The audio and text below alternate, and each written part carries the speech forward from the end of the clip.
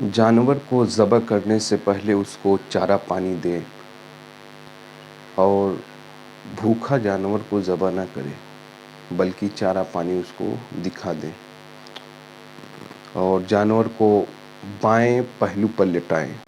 इस तरह लेटाएं कि उसका चेहरा जो है वो क़िबले की जानिब हो।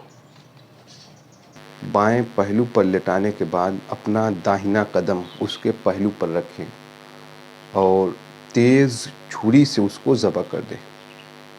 ज़बह करने से पहले दुआ पढ़ी जाती है और जो दुआ पढ़ी जाती है वो ये है, बिस्मिल्लाहिर्रहमानिर्रहीम, इन्नी वज्जहतु वज्हिय लिल्लज़ी फ़तरस समावाति वल अर्ज़ हनीफ़न वमा अना मिनल मुशरिकीन, इन्ना स्वलाती व नुसुकी व महयाय व ममाती लिल्लाहि रब्बिल आलमीन, ला शरीका लहू व बिज़ालिका उमिरतु, अल्लाहुम्मा लका व मिनका, बिस्मिल्लाह अल्लाहु अकबर।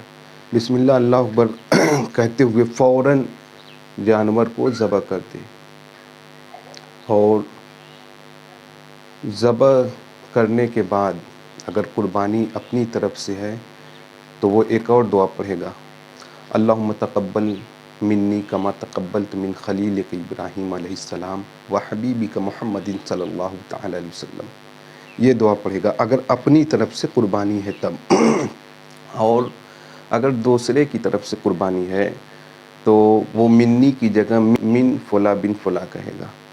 जैसे ज़ैद के नाम से कुर्बानी है और ज़ैद के बाप का नाम अबू बकर है तो इस तरह कहेगा, अल्लाहुम्मा तक़ब्बल मिन ज़ैद बिन अबू बकर कमा तक़ब्बलत मिन खलीलिक इब्राहीम अलैहिस्सलाम व हबीबिक मुहम्मदिन सल्लल्लाहु तआला अलैहि वसल्लम। इस तरह वो जो है दुआ पढ़ेगा और 7 शुरका है तो मिन फुला बिन फुला मिन फुला बिन फुला, इस तरह वो नाम लेता रहेगा।